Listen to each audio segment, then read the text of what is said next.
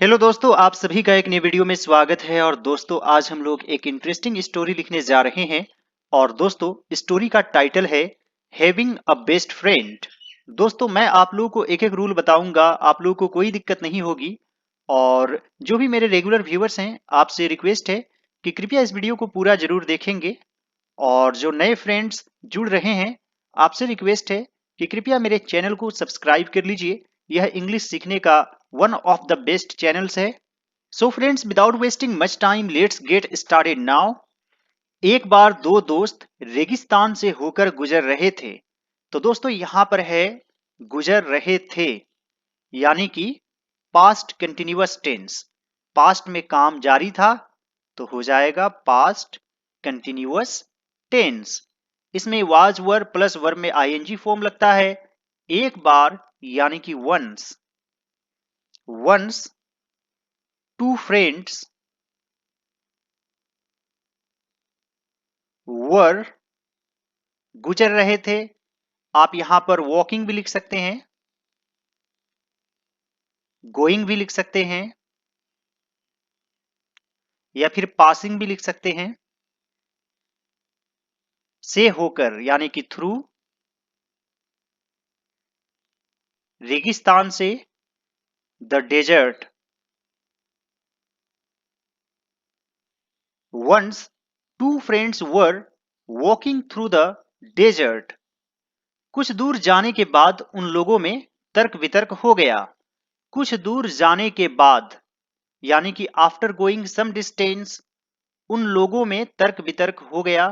तर्क वितर्क हो जाना, इसे आप गेट इनटू आर्ग्यूमेंट कह सकते हैं। Get into argument.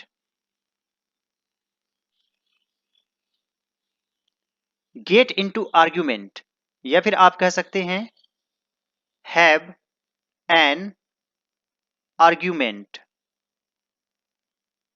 इन दोनों ही वर्ब्स का आप यूज कर सकते हैं।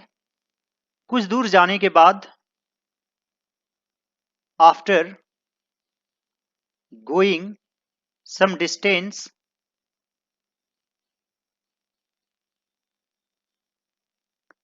उन लोगों में तर्क वितर्क हो गया। दे हैड एन आर्ग्यूमेंट,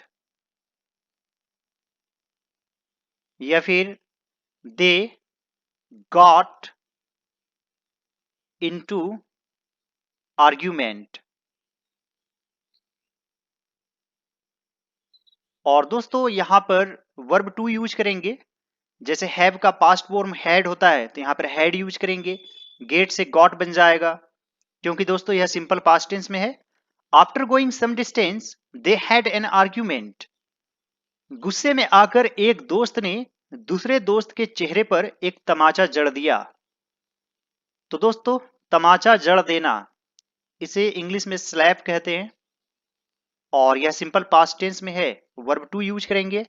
और जब स्लैप्ड लिखेंगे तो डबल पी हो जाएगा और ईडी ऐड कर देंगे, स्लैप्ड। गुस्से में आकर, इसे इंग्लिश में सिंपली लिखते हैं इन एंगर। इन एंगर, एक दोस्त ने वन फ्रेंड स्लैप्ड यानी तमाचा जड़ दिया दूसरे दोस्त के चेहरे पर। In the face of the other friend.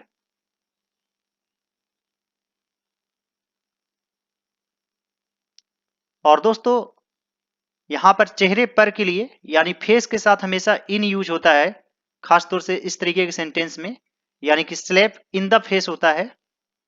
और दोस्तों कभी कभी स्लैप के बाद कोई भी प्रिपोजिशन यूज नहीं होता है, आप डायरेक्टली लिख सकते हैं स्लैप्ड हिज फ्रेंड्स फेस या अनदर फ्रेंड्स फेस, ये भी लिख सकते हैं। In anger one friend slept in the face of the other friend. जिसे थप्पड़ पड़ी उसने कुछ नहीं कहा और रेत में लिखा, आज मेरे सबसे अच्छे दोस्त ने मुझे चेहरे पर तमाचा मारा। दोस्तों यहां पर जिसे के लिए लिखेंगे द वन। तो यहां पर लिखेंगे द वन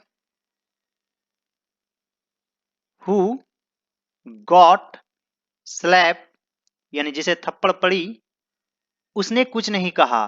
तो दोस्तों यह सिंपल पास्ट टेंस में है।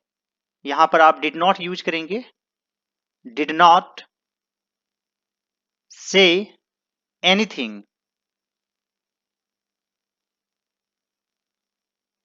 दोस्तों एक तरह से the one who got slap, ये एक तरह से सब्जेक्ट है। The one who got slap did not say anything. और रेत में लिखा and wrote in the sand. The one who got slap did not say anything and wrote in the sand. आज मेरे सबसे अच्छे दोस्त ने मुझे चेहरे पर तमाचा मारा। Today my best friend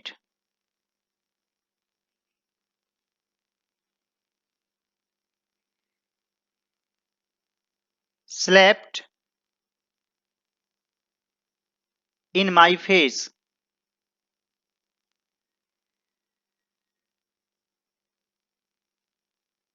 The one who got slapped did not say anything and wrote in the sand, "Today, my best friend slapped in my face."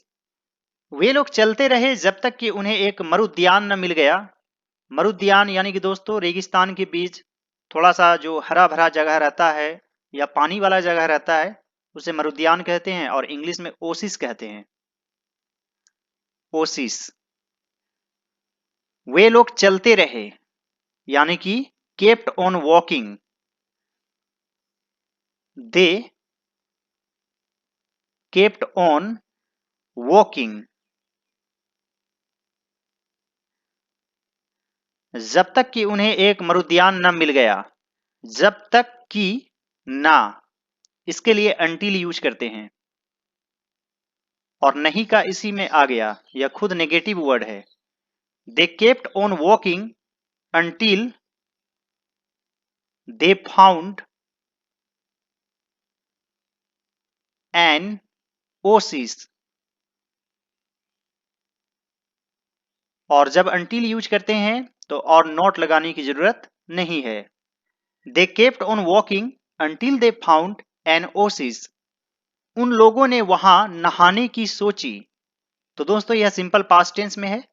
आप यहां पर सोचना के लिए थिंक का भी यूज कर सकते हैं और अच्छा रहेगा आप डिसाइड का यूज करें, यानी कि नहाने का फैसला लिया। उन लोगों ने they decided to take bath there. They decided to take bath there. जिसे थप्पड़ मारा गया था वह दलदल में फंस गया और डूबने लगा। तो दोस्तों यहां पर जिसे के लिए लिखेंगे द वन। यहां पर है थप्पड़ मारा गया था, यानी कि दोस्तों यह पैसिव वॉइस में है और यहां पर हैड बीन यूज करेंगे। The one who had been slapped, वह दलदल में फंस गया। Got stuck. गेट स्टक का मतलब होता है फंस जाना। जैसे मान लीजिए कि आप ट्रैफिक जाम में भी फंस जाते हैं तो आप लिख सकते हैं I got stuck into traffic jam. और यहां है दलदल में, यानी कि इन द मायर। मायर मीन्स दलदल होता है। और डूबने लगा and started drowning. Drown means डूबना होता है और स्टार्ट के बाद आप आईएनजी फॉर्म लगा सकते हैं। The one who had been slapped got stuck in the mire and started drowning. लेकिन उसके दोस्त ने उसे बचा लिया। But his friend saved him, या फिर आप लिख सकते हैं saved his life, but his friend saved his life, या फिर सेव्ड हिम यानी उसे बचा लिया। डूबने से बाल बाल बचने के बाद उसने एक पत्थर पर लिखा, आज मेरे सबसे अच्छे दोस्त ने मेरी जान बचाई। डूबने से बाल बाल बचने के बाद, दोस्तों जब हम बाल बाल बचते हैं तो उसे नैरो स्केप भी कहते हैं। नैरो स्केप यह एक फ्रेज है। तो दोस्तों यहां पर लिख सकते हैं after having a narrow escape,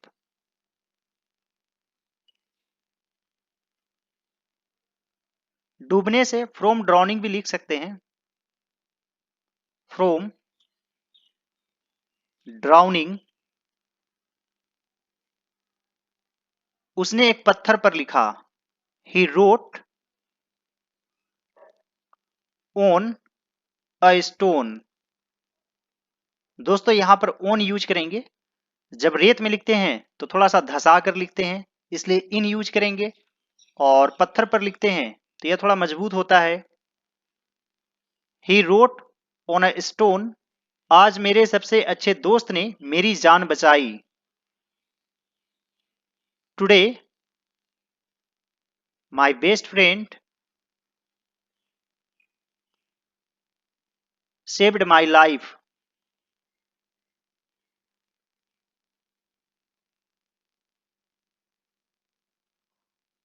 After having a narrow escape from drowning, he wrote on a stone, "Today my best friend saved my life." जिस दोस्त ने उसे तमाचा मारा था और अपने बेस्ट फ्रेंड की जान बचाई थी, उससे पूछा। तो दोस्तों यहां पर है जिस दोस्त ने, यानी कि द फ्रेंड हु, उसे तमाचा मारा था, हैड स्लैप्ड हिम,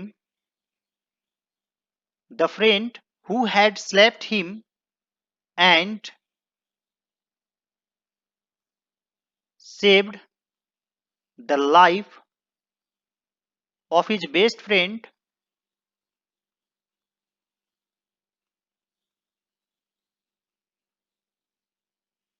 उससे पूछा, asked him, the friend who had slapped him and saved the life of his best friend asked him, जब मैंने तुम्हें चोट पहुंचाई तो तुमने रेत में लिखा, और अब पत्थर पर क्यों? जब मैंने तुम्हें चोट पहुंचाई, when I hurt you। दोस्तों हर्ट का वर्ब फॉर्म हर्ट ही होता है, यानी कि इसमें ईडी नहीं लगता है। पास्ट में भी हर्ट और प्रेजेंट में भी हर्ट ही यूज होता है। आई हर्ट, आई हर्टेड नहीं होता है। वेन आई हर्ट यू, जब मैंने तुम्हें चोट पहुंचाई तो तुमने रेत में लिखा, तो के लिए एक कोमा दे देंगे। You wrote in the sand, और अब पत्थर पर, and now on the stone, why. When I heard you, you wrote in the sand and now on the stone. Why? दूसरे दोस्त ने जवाब दिया, जब हमें कोई नुकसान पहुंचाए तो हमें रेत पर लिखना चाहिए ताकि माफी की हवा इसे मिटा दे। तो दोस्तों यहां पर है दूसरे दोस्त ने जवाब दिया, दी अदर फ्रेंड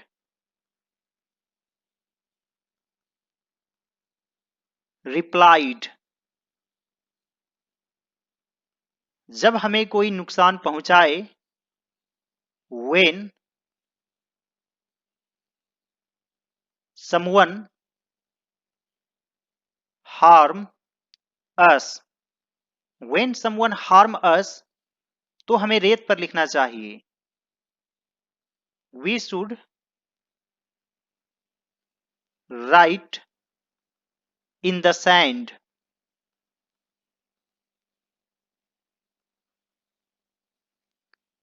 ताकि माफी की हवा इसे मिटा दे। ताकि के लिए सो दैट लिखेंगे, सो दैट माफी की हवा, द विंड ऑफ फॉरगिवनेस,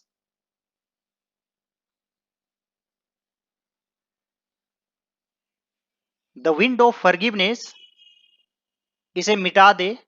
यहां पर आप कैन यूज कर सकते हैं, can erase it away.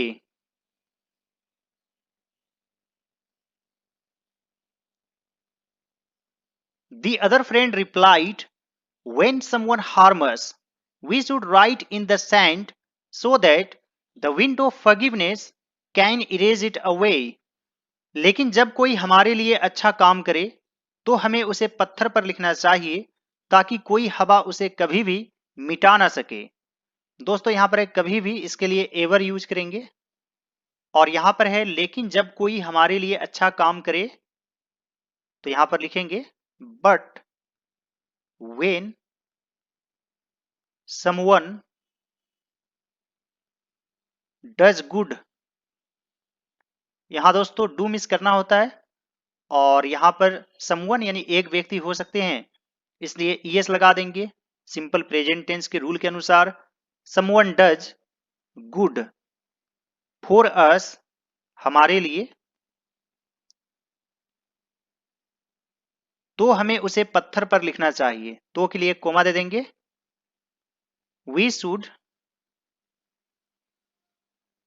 Right on the stone. आप यहां पर इट का यूज कर सकते हैं, we should write it on the stone, ताकि सो दैट कोई हवा उसे कभी भी मिटा ना सके। No wind can ever erase it.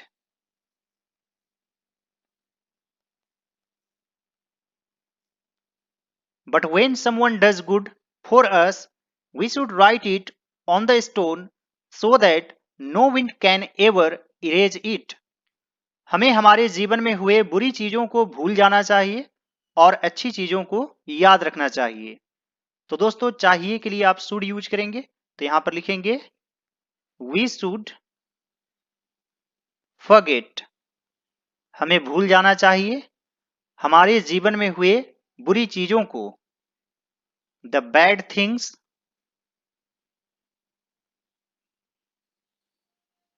which happened in our life।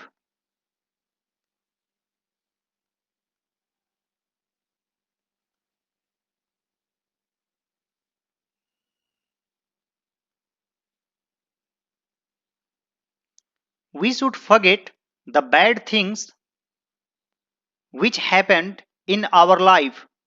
और अच्छी चीजों को याद रखना चाहिए, and remember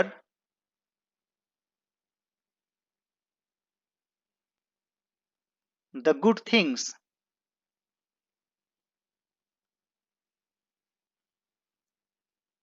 दोस्तों यहां पर एक ही सूट से समझ लीजिए कि यहां पर भी यूज हो गया है, एंड के बाद शुड आप लगा भी सकते हैं लेकिन दो बार ठीक नहीं रहेगा। We should forget the bad things which happened in our life and remember the good things। गुस्सा करना इंसान के लिए लाजमी है और गुस्से में कभी कभी इंसान कुछ गलत कर जाते हैं, लेकिन इसका यह मतलब नहीं कि वह इंसान खराब है। दोस्तों गुस्सा करना इंसान के लिए लाजमी है, it is natural, it is natural for a man to get angry. या फिर दोस्तों man is bound to get angry, इस तरीके से भी आप लिख सकते हैं। और गुस्से में कभी कभी इंसान कुछ गलत कर जाते हैं, एंड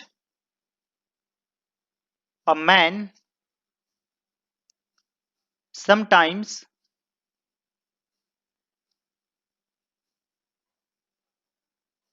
डज, कुछ गलत करना does something wrong?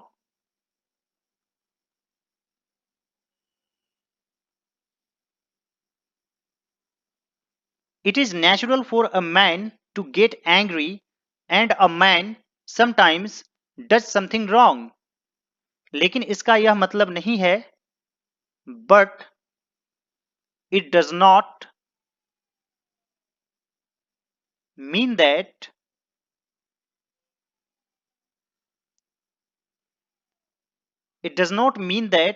कि वह इंसान खराब है. The man is bad. It is natural for a man to get angry and a man sometimes does something wrong, but it does not mean that the man is bad. जो व्यक्ति आपको जानबूझकर नुकसान पहुंचाए वही बुरा है. The person who harms you intentionally यानी जानबूझकर या फिर deliberately